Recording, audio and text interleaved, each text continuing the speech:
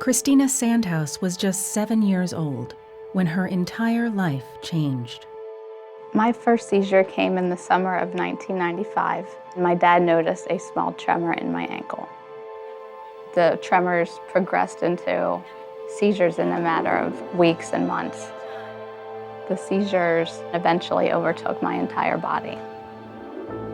Christina had developed Rasmussen's encephalitis, a rare and incurable neurological disorder.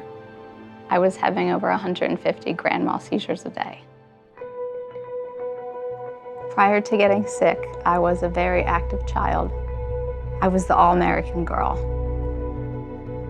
When I started school again in September, I was in a wheelchair. I couldn't go outside for recess and play with my friends. Doctors suggested that Christina undergo a hemispherectomy, a rare and dramatic brain surgery that involves removing one cerebral hemisphere, literally half of the brain. The surgery ended up taking 14 hours. Immediately after surgery, I can remember hearing my mother's voice, "Christina, if you can hear me, squeeze my hand." I was able to squeeze her hand. And I asked my surgeon afterwards, of course I was 7, how he was able to not go to the bathroom for that long. I was in excruciating pain. These migraines persisted for weeks and months after the surgery.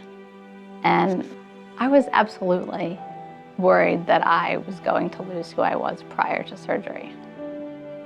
I had to go through a process of learning to accept myself again. Since the right side of my brain was taken out, the whole left side of my body was now affected. So when I walk, my gait is compromised. How could you lose half of your brain and be the same person that you were? The doctors told me some of the issues that I would have in relating to creativity and math and understanding emotions, because that's what the right brain really controlled. I've learned to compensate. My brain's gonna function the way it's gonna function. I did have emotional and spiritual changes after surgery.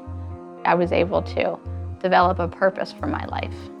I knew that I wanted to get into a career where I could help someone. I ended up choosing speech-language pathology.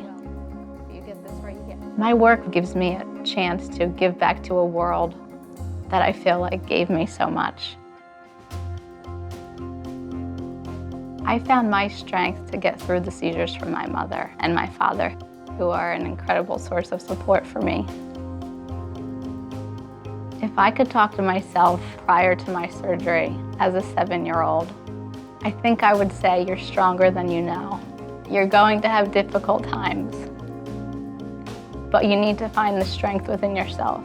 And when you can't find that strength, to look to the others around you, because they will boost you up when you need some guidance and some strength.